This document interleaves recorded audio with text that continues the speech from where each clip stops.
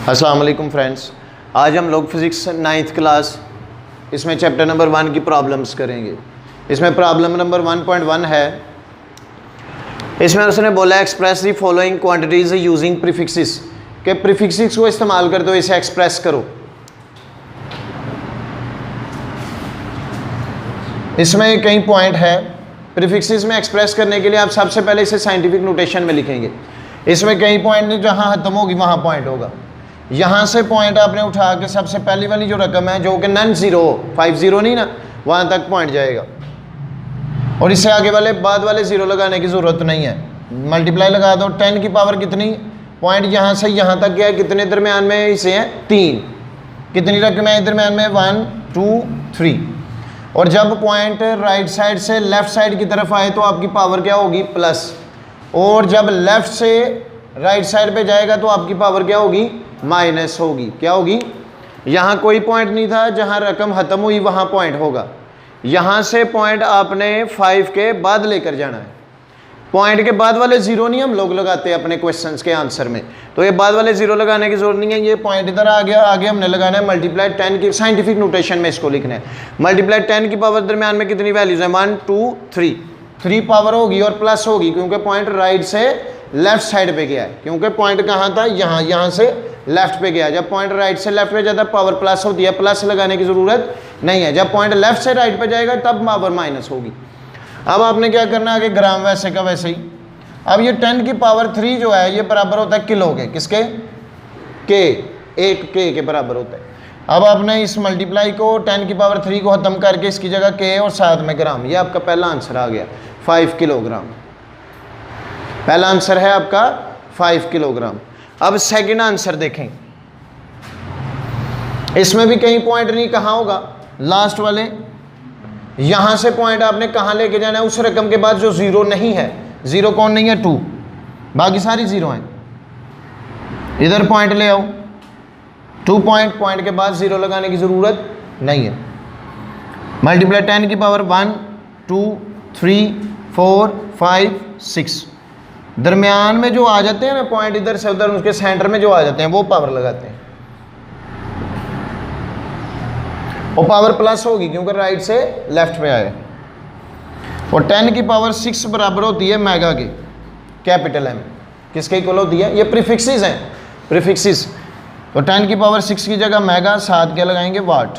और ये मल्टीप्लाई भी खत्म। ये आपका दूसरा आंसर आ गया। इसमें 10 की पावर 3 की जगह किलो, इसमें 10 की पावर 6 की जगह मेगा, 7 वाट वैसे का वैसे। ये दूसरा आंसर। प्रीफिक्सेस लाजमी होने चाहिए इनमें। ये भी प्रीफिक्सेस है, किलो भी प्रीफिक्स है, मेगा भी प्रीफिक्स है, तो प्रीफिक्सेस में आ गया। तीसरा आंसर, इसमें कहाँ पॉइंट है, 2 के बाद, जहाँ खत्म हो रहा है। यहाँ से पॉइंट 5 के बाद जाएगा।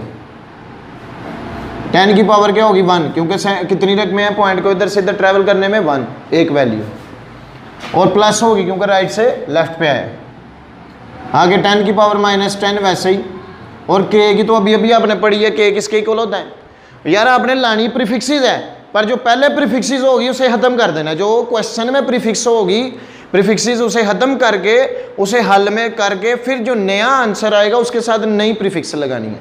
तो पहले वाली प्रीफिक्स आपको ख़त्म करनी पड़ेगी। के है उसकी जगह 10 की पावर 3 लगा दो। जी वैसे का। अब 10 को एक दफ़ा लिखो, पहली पावर क्या है, 1। 10 एक दफ़ा, आप तीनों पावर्स को इकट्ठा कर दें। पहली पावर माइनस, दूसरी और आगे 3 के साथ कोई साइन नहीं, क्या होगा, प्लस। ग्राम वैसे ही 1 -10 + 3 इकट्ठा कैलकुलेटर पे आप लिखें तो ये आ जाएगा आपके पास -6। और 10 की पावर -6 इक्वल होती है माइक्रो के, और इसे म्यू से जाहिर करते हैं। इसकी जगह जो साइन लगता है म्यू है। अब इसकी जगह म्यू और आगे ग्राम वैसे का वैसे। 10 की पावर 3 इक्वल होगी के, 10 की पावर +6 मेगा कैपिटल एम के, और 10 की पावर -6 म्यू के, और इसकी जगह म्यू। और ये नई प्रीफिक्सेस आ गई, पहले वाली ख़त्म की। इसमें आपने पहले वाली लिखी हुई प्रीफिक्स ख़त्म करके नई लानी है। अब इसमें देखें प्रीफिक्स है नहीं, सेकंड है सिर्फ। अब इसमें यहाँ से पॉइंट यहाँ जाएगा, 10 की पावर कितनी हो जानी है, 1 2 +2, क्योंकि राइट से लेफ्ट पे आया है। अब ये 10 सेम है, इसे एक दफ़ा लिख दो 2 - 8। 2 - 8 क्या हो जाएगा -6, क्या हो जाना है। और 10 की पावर -6 अभी अभी हमने पढ़ा किसके इक्वल होती है, म्यू के। म्यू मल्टीप्लाई ख़त्म और आगे सेकंड वैसे का प्रीफिक्स आपने लगानी है, आगे वाला यूनिट साथ वैसे लिखना है। ये आपका पहला जो न्यूमेरिकल था इसके 4 पार्ट से कंप्लीट हो गया। दूसरे न्यूमेरिकल में पूछ रहा है री राइट इनटू स्टैंडर्ड फॉर्म, री राइट इनटू स्टैंडर्ड फॉर्म। कहता है कि इसे आपने पहले क्या करना है, दोबारा से स्टैंडर्ड फॉर्म में लिखना है। इसमें यहां से पॉइंट आपका यहां जाएगा, 10 की पावर क्या हो जानी है +3, क्योंकि राइट से लेफ्ट पे आया है।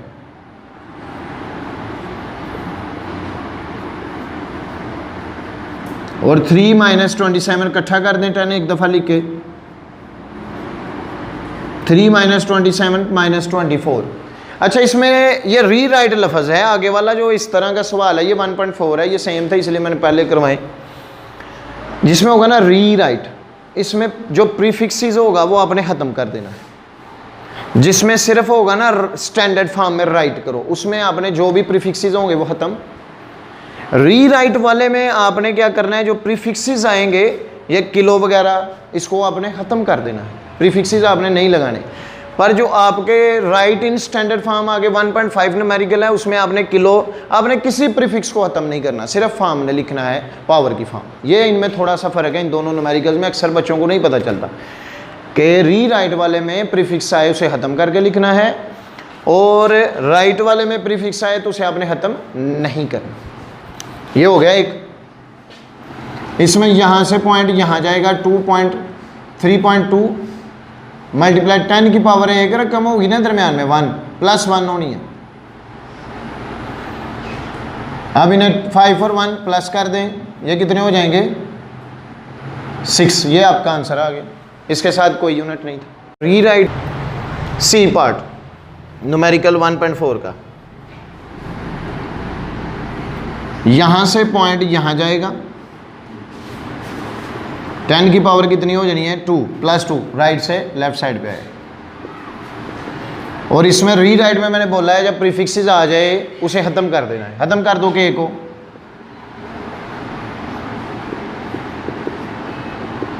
अब 10 को एक दफ़ा 2 - 5 + 3 और आगे ग्राम वैसे ही 2 - 5 + 3 0, और किसी भी रकम की पावर 0 हो वो क्या हो जाता है 1। इसे 1 से मल्टीप्लाई कर दो, यही आ जाएगा, ये आपका आंसर आ गया। इसमें पॉइंट कहाँ होना चाहिए, उस रकम के बाद जो 0 नहीं है, तो ये भी 0 है, ये भी 0, ये पॉइंट होगा 2 के बाद। अब पॉइंट लेफ्ट से राइट तरफ जा रहा है, अब पावर माइनस होगी। यहाँ से पॉइंट इस तरफ जा रहा है, 10 की पावर कितनी होगी 2, क्योंकि दरमियान में कितनी वैल्यूज़ आ गई 2 वैल्यूज़ आ गई। 10 की पावर -2, क्योंकि पॉइंट लेफ्ट से राइट साइड पे गया है। -2 और -8 एक दफ़ा 10 को लिखो, ये हो जाएंगी -10, ये आपका आंसर। इस न्यूमेरिकल में आपने स्टैंडर्ड फॉर्म में लिखना है, इसमें कोई प्रीफिक्स आपने ख़त्म नहीं करना। यहाँ से पॉइंट यहाँ जाएगा, आगे वाले 0 पॉइंट के बाद लगाने की ज़रूरत नहीं। मल्टीप्लाई 10 की पावर 1 2 3, राइट से लेफ्ट साइड पे है, प्लस होगी, ये आपका आंसर आ गया। यहाँ से पॉइंट 3 के बाद जाएगा, 3.8 आगे 0 लगाने की ज़रूरत। कितनी वैल्यूज़ हैं 1 2 3 4 5 +5, ये आपका आंसर आ गया। यहाँ से पॉइंट 3 के बाद जाएगा, आगे वाले 0 लगाने की ज़रूरत। कितनी वैल्यूज़ हैं 1 2 3 4 5 6 7 8, ये आपका आंसर। आगे वाले में कह रहा है सेकंड इन 1 डे, एक दिन में जो सेकंड है वो पहले आप निकालें, उसके बाद उसे आप पावर यानी कि स्टैंडर्ड फॉर्म में लिखें। 1 डे, सेकंड्स इन 1 डे, एक दिन में सेकंड निकाल। एक दिन में सेकंड निकालने से पहले आप मुझे ये बताएं, एक दिन में घंटे कितने होते हैं 24, कितने होते हैं, और एक घंटे में कितने मिनट होते हैं 60, और एक मिनट में कितने सेकंड होंगे 60। तो इस तरह ये आपके एक दिन में कितने सेकंड है उसमें चेंज होंगे। पहले एक दिन में कितने आवर्स हैं 24, और एक आवर में कितने मिनट्स हैं 60, फिर उससे फिर एक मिनट में कितने सेकंड्स 60, फिर उससे इन तीनों को आप इसमें मल्टीप्लाई करें कैलकुलेटर पे, ये कितना आएगा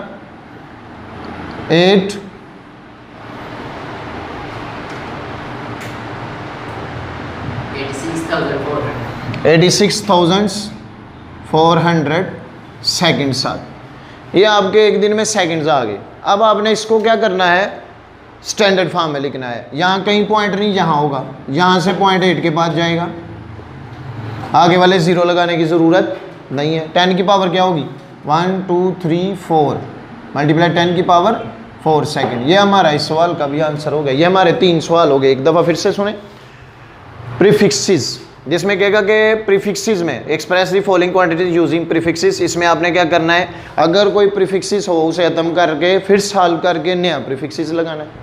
रीराइट वाले में आपने पुराने, अगर कोई प्रीफिक्सेस होगा उसे खत्म करके उसे स्टैंडर्ड फॉर्म यानी कि साइंटिफिक नोटेशन में सिर्फ लिखना है, और जिसमें होगा standard form, right the standard form.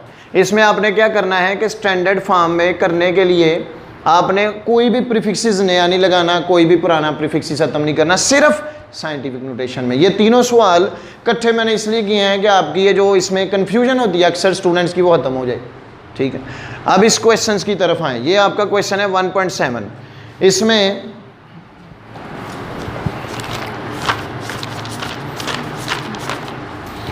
Numerical में बोल रहा है वो, a screw gauge has 15 divisions on its circular scale. क्या है, number of divisions on its circular scale कितने हैं, is equal to 50। Circular scale पे डिविजन्स की तादाद 50। And pitch, the pitch of the screw gauge कितनी है 0.5 millimetre. What is its least count, least count मालूम करना है। जब आपको पिच दे दी और number of divisions on circular scale दी, तो लीस्ट काउंट आपने कैसे फाइंड करना है, इसका फार्मूला है least count is equal to pitch over number of divisions on circular scale. Pitch कितनी है आपकी 0.5 मिलीमीटर, लीस्ट काउंट वैसे ही, नंबर ऑफ डिविजन्स 50। इन दोनों को डिवाइड करके बताइएगा ज़रा।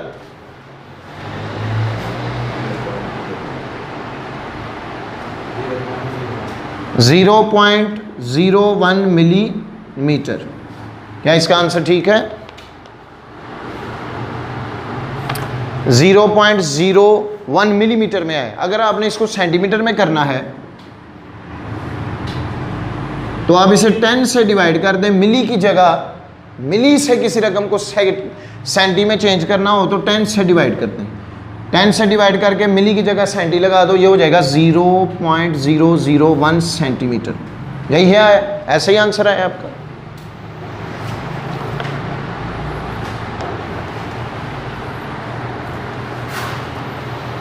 अब इस न्यूमेरिकल में 1.8 में कह रहा है which of the following quantities has 3 significant figures. कहता है बस मुझे उसके बारे में बताओ जिसमें सिर्फ 3 सिग्निफिकेंट फिगर्स हैं। कितने? 3 वालों बस बताने हैं। अब सिग्निफिकेंट फिगर्स जरा गौर से थोड़ा सा सुन लें इसके बारे में।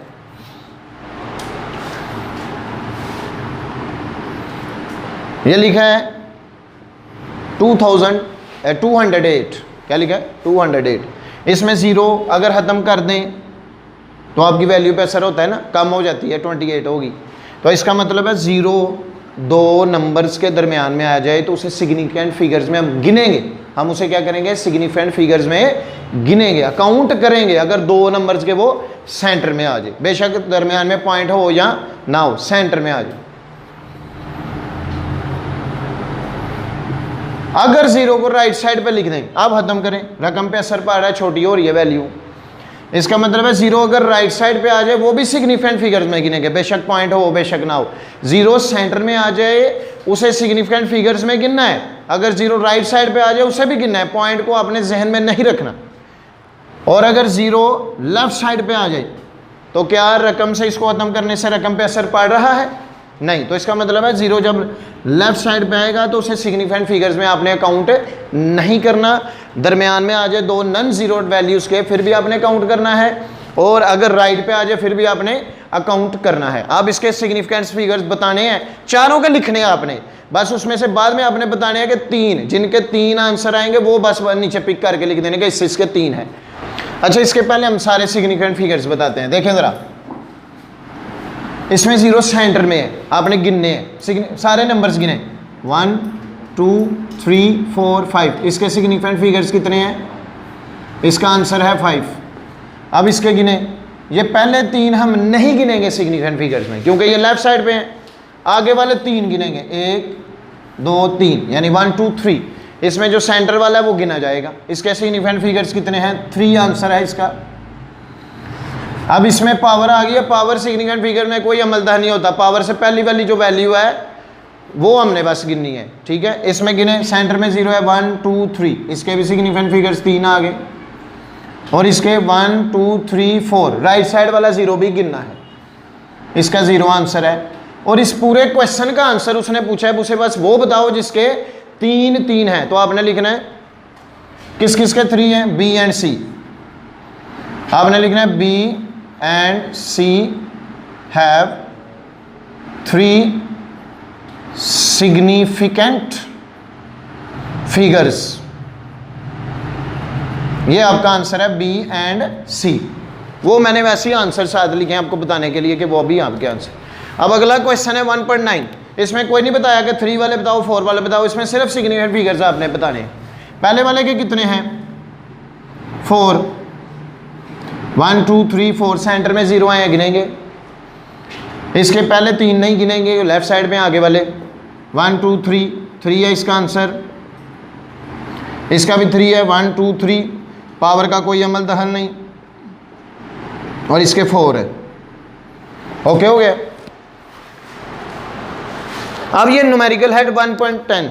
इसमें कह रहा है वो आपके लिए, a chocolate wrapper is 6.7 centimetre long. लंबाई कितनी है? Length 6.7 and 5.4 centimetre wide. चौड़ाई कितनी है? 5.4। एरिया फाइंड करना है, और एरिया के बारे में एक स्पेशल बात कह रहा है, calculate its area up to reasonable number of significant.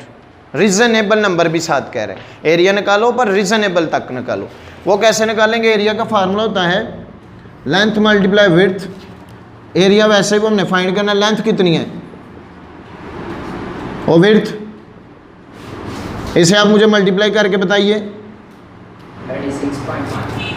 36.18। और सेंटीमीटर, सेंटीमीटर का क्या हो जाएगा? स्क्वायर। अच्छा, ये कुछ अक्सर बच्चों के जहन में आता है कि सर जी सेंटीमीटर सेंटीमीटर से मल्टीप्लाई हो गया, मीटर के ऊपर स्क्वायर आया, सेंटी के ऊपर क्यों नहीं आया? भाई ये प्रीफिक्सिस के ऊपर स्क्वायर नहीं आता। अगर यूनिट के ऊपर स्क्वायर आ जाए तो वो प्रीफिक्सिस का भी होता है, ये सेंटी प्रीफिक्सिस है। अगर मीटर के ऊपर स्क्वायर है तो इसका मतलब है वो सी का भी स्क्वायर है। तो इसलिए हम सिर्फ यूनिट के ऊपर स्क्वायर लगाते हैं, प्रीफिक्सिस के ऊपर स्क्वायर या क्यूब जो भी हो वो नहीं लगाते, सिर्फ यूनिट। अब उसने बोला था अप टू अप्रोप्रिएट